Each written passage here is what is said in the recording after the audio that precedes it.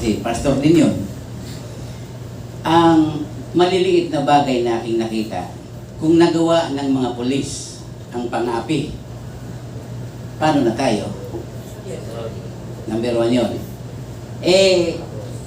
Huwag na natin tingnan kung ang may-ari ng sanlibutan si Kibuloy. Dahil yung iba, nagko-comment. Huwag na natin tingnan kung ang may-ari ng kaluluwa si Kibuloy. Ang tingnan natin yung pang-api ng gobyerno. Kasi po, matindi yung pang-api ron.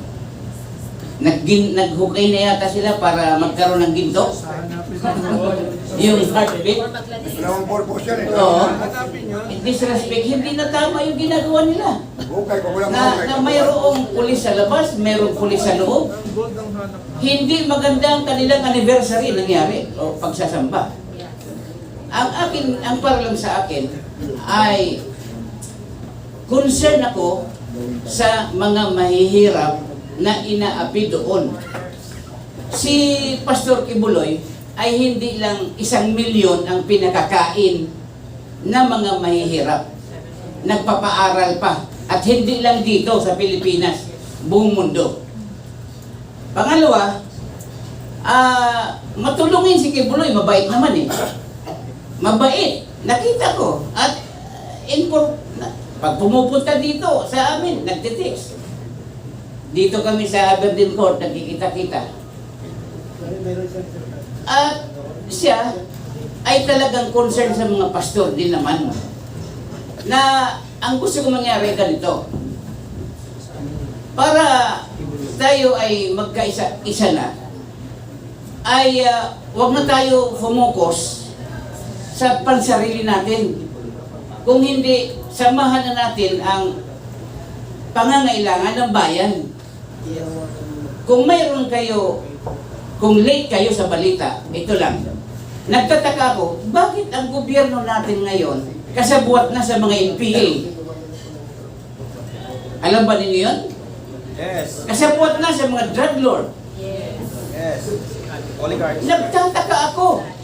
Si Pastor Kibuloy nakipag-away, ginagamit ang kanyang station, SMNI, para sa labanan ang mga NPA. Pero ngayon, kakampi na sa gobyerno ng NPA. Tama ba ako? Yes. Aywan ko lang sa inyo. Basta yun ang nakikita ko. Hindi lang yun, mga kapatid. Kakampi na sa mga kawatan. Yan ang nakita ko. At sa totoo lang, hinihiling ko sa inyo para mayroong kayong impormasyon, pumunta na tayo sa luwasan. Punta na tayo. Wala na ako ibang panghihikayat kung hindi samahan ninyo kami. Ito po, MAISO, National Religious Leaders Forum na nangyayari ngayon. Dalhin natin to para doon. Kaunti lamang yun na informasyon ko. Kasi ako, mga anak ko, mayroon ako babae na anak, mayroon maliliit. So, pinoprotektahan ko sila. Dahilan sa inaapi na tayo ng gobyerno, grabe. Inaapi na. Ako, sa Facebook ko, Facebook Philippines, Facebook America, restricted na ako rito. Dahilan sa issue ng politika, ng dilawan, alam mo naman yun. Kung kaya, yun lang ang aking masabi, na maging concern tayo sa ating kapwa nating pastor. Kasi kung kayo naman ang puntahan, kawawa din naman kayo. Tawagin nyo kami para punta namin kayo. Okay, thank you. Palakpakan po natin si Pastor. So, meron pa po ba? Kung wala na po, we can now proceed to our last na magtatanong. Dito, ay Pastor Jerry. Palakpakan po natin si Pastor Jerry. Galing pa po ito ng Central Luzon. Yun. Magandang gabi po sa inyo lahat. Lalo sa ating mga bishop, sa ating mga panauhin, kay Attorney Vic, ang ating speaker tonight. I'm Reverend Jerry Yanes po from Angeles City, Pampanga. I'm with Bishop Edwin Maniti. We cannot deny the fact that during the EDSA Revolution, pinangunahan ito ng Roman Catholic Church. At sumunod lamang ang ilang mga churches natin. Ang karamihan sa mga churches ay nasa kanilang four corners of their church, praying. At yung iba, nanonood na ng television, nagmamasid. Maring tayo isa doon.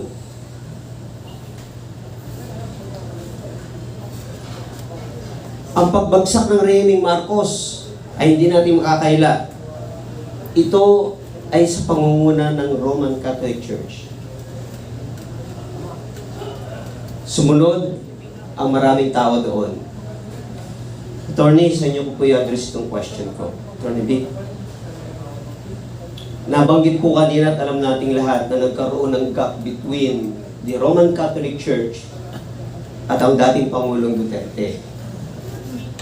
Nagkaroon ng wall between the former president and the Roman Catholic Church. My question is, paano po ba natin may break yung wall na yun?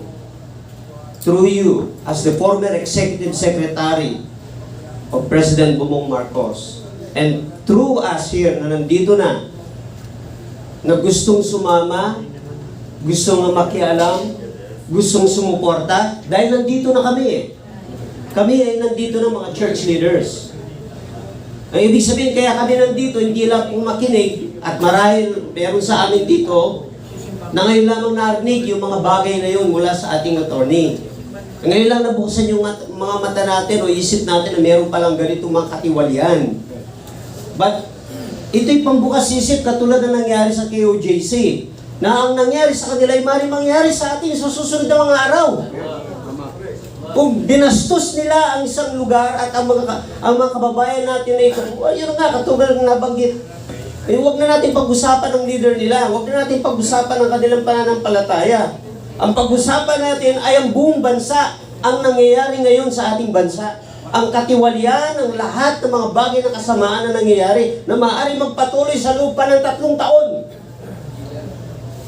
3 years pa ang hintayin natin. So my question is, attorney, paano natin may break yun na kung saan maaaring pa rin pangunahan tayo o kami na nandito para sa ganun magkaroon na ng pagbabago o masupil na ang nangyayaring ito sa ating bansa. Ano ang pwede niyong advice sa amin? The second question is, ano po ang pwede niyong advice sa amin? Naririto po kami at nagiginig na dapat namin gawin sa mga susunod na mga araw. Salamat po.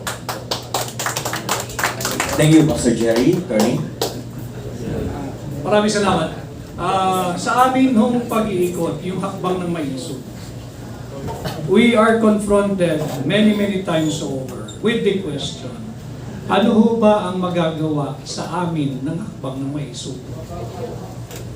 I think yan din ang tema ng naiiwang tanong. Wala. Ito na ho ang hakbang ng maiso. Ang ginagawa ng hakbang ng maiso ay maging tinig ninyo. Ang ginagawa ng hakbang ng maiso ay buksan ang inyong isipan. Ipaalam sa inyo ang tunay na nangyayari.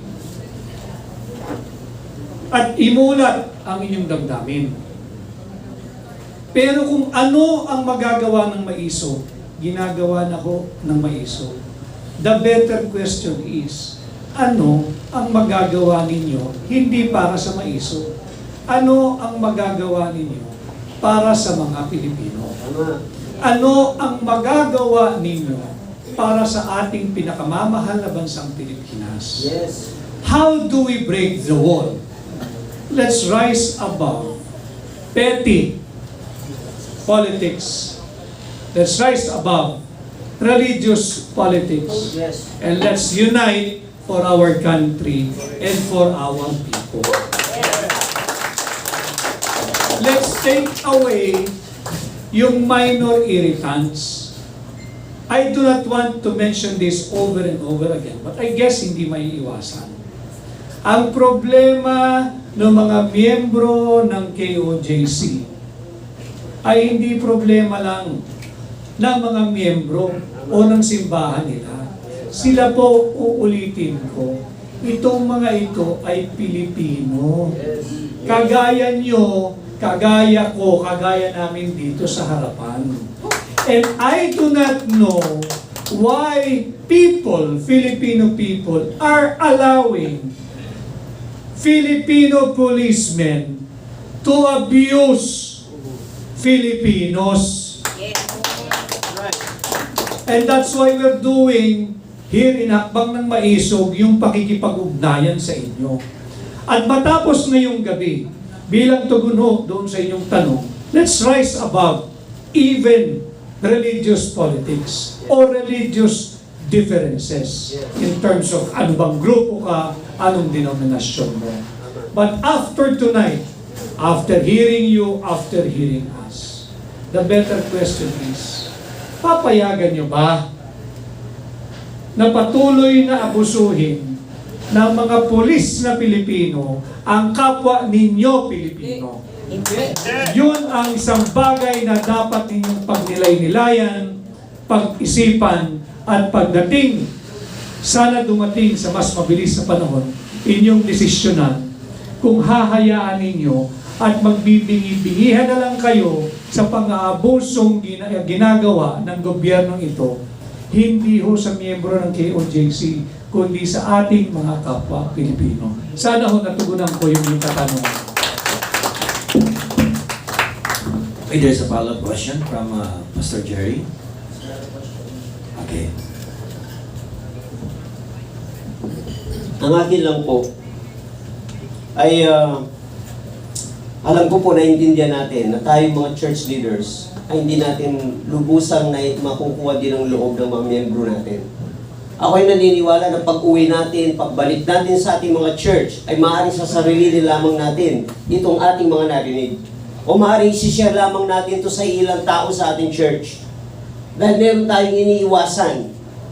Tama po ba? Hindi natin madidinayan. Iniiwasan tayo. Ang iniiwasan natin? Ang kulay na to, ang kulay nito. Ang partidong ito at ang partidong yun. Ang taong ito at ang taong ito. Pero katulad po na nasabi ni Atty. Vic, ang pinaglalaban po natin ay ang ating bansa, ang kinabukasan ng ating mga anak, at ang ating pong mga kababayan na naghihirap sa kasalukuyan. Kailangan po yan ang ating ilagay sa ating puso at yan ang ituro din natin sa ating mga miyembro sa ating iglesia. Salamat po. Okay, thank you, Pastor Jerry. So, before we proceed to the last part of our event for today, so may we request si Bishop para po sa photo ops para sa ating manifesto. Then it will be seconded by the last remarks. Okay. So photo ops muna po tayo. Pakihawakan po ang